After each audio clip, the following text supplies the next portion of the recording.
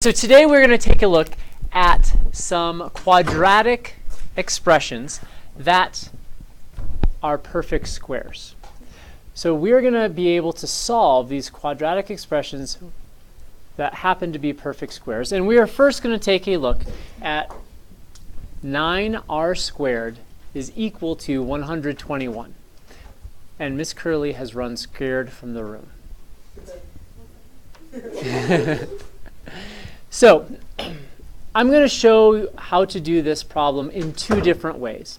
The first way is going to relate to how we have solved quadratics in the past. That is, we're going to get the expression equal to 0, and we're going to factor it to solve it.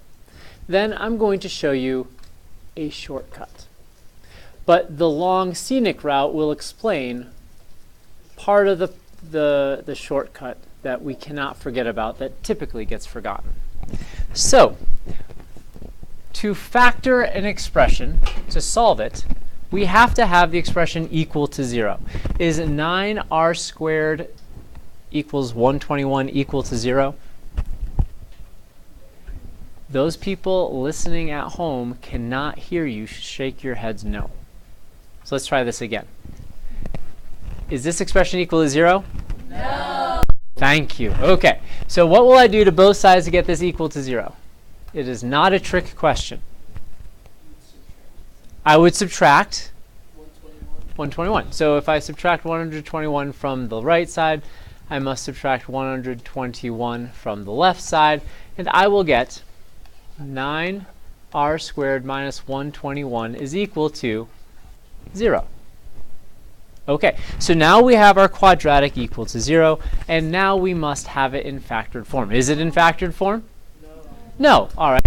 So I'm looking at 9r squared minus 121. I can't help but notice that 9 is a perfect square. R squared is a perfect square. 121 is a perfect square. And we're being asked to find the difference of them, subtraction. What do we have here? We have a difference of squares. So, when factoring a difference of squares, we'll have a binomial answer. We know that one of the binomials will have an addition symbol. The other binomial will have a subtraction symbol. What times itself is 9r squared? 3r. And this works a little bit better if it's a call and response thing. But I appreciate the raised hand. So we have 3r over here as well. What times itself is 121?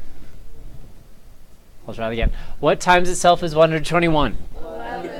11. Okay. So we have 11 and 11. Great. And we know that this is all equal to 0.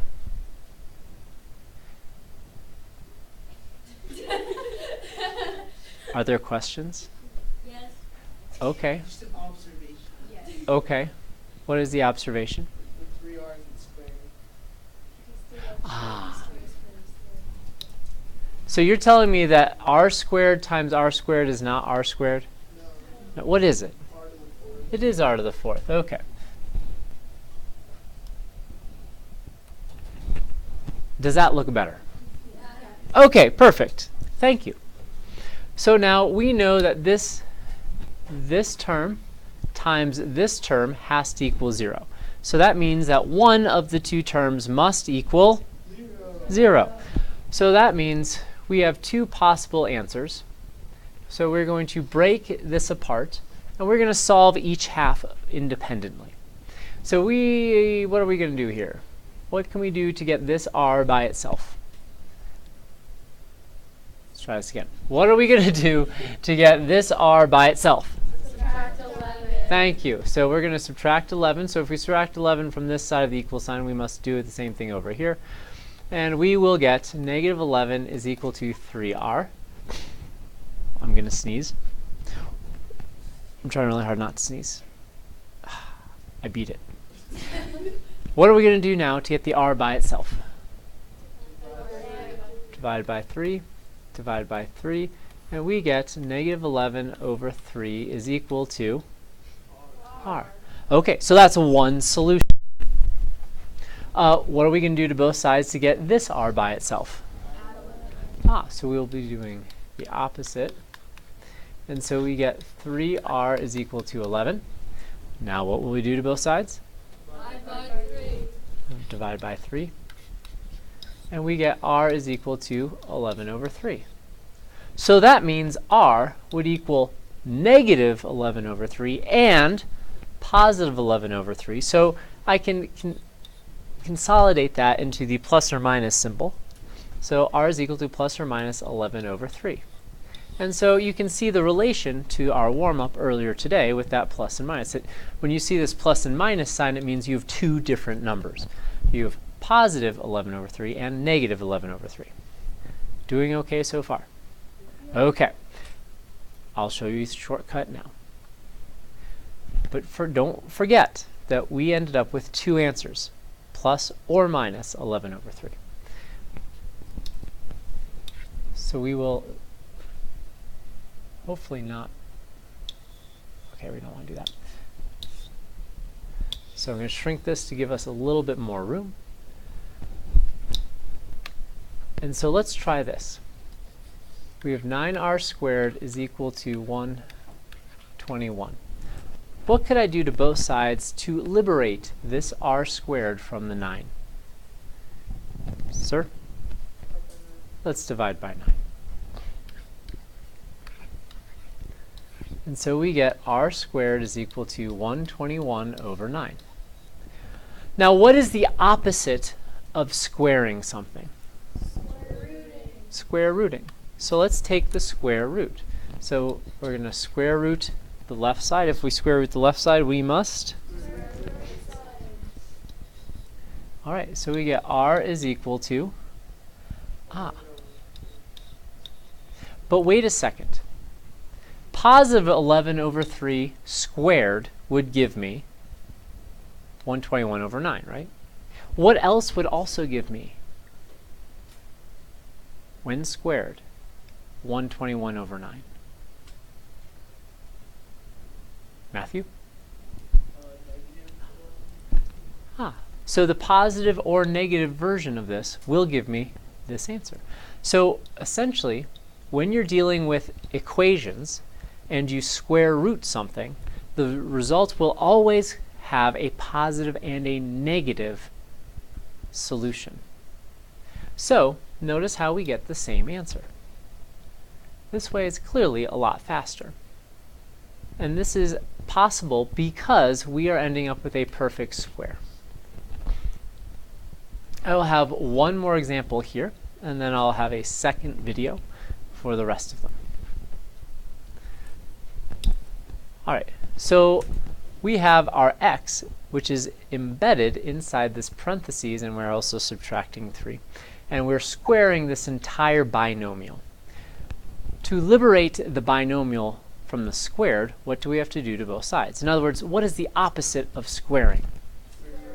Okay, so let's take the square root of the left side. If I take the square root of the left side, what will I do to the right side? And so on the left side, the square root of the quantity x minus 3 squared is? Yeah, there you go. Hopefully I can specialize in only giving you easy to answer questions. What is the square root of 100? 10. That's only half the story. 10 times 10 is 100. What else times itself is 100? Negative 10. So we will get plus or minus 10. So that's where that plus and minus comes into play as soon as we take a square root in an equation.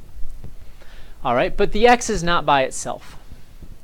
So this is going to require two different solutions, just like in our previous problem up here. But we got to deal with this plus or minus 10.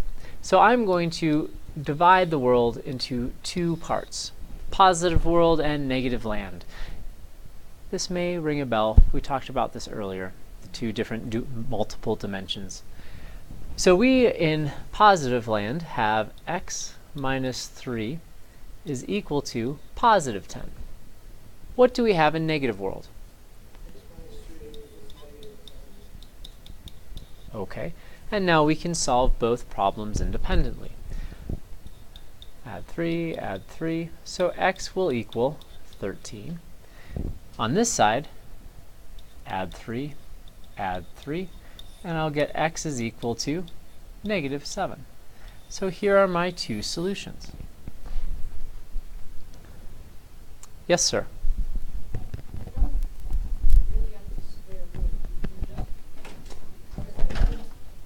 Look at the binomial inside the parentheses and see what would make it into 10 or negative 10. Sebastian, I'm going to have to ask you to start over again.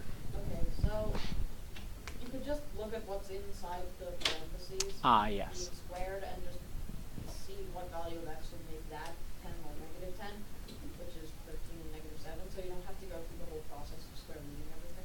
I would agree with you. With this problem, we can look at the binomial and say, okay, I know that 13 minus 3 is 10, and I know that negative 7 minus 3 is negative 10, and square those. I totally agree. However, look at question number 5. All of a sudden, we have a lot more going on. So this is a fundamental skill that we are going to need to complete a process called completing the square. And when we complete the square on Monday, unfortunately, it won't be as easy to do in your head. So we're trying to come up with a process that will work at all times. Does that make sense? But I will not argue with you. Can you do this one in your head? I would say yes.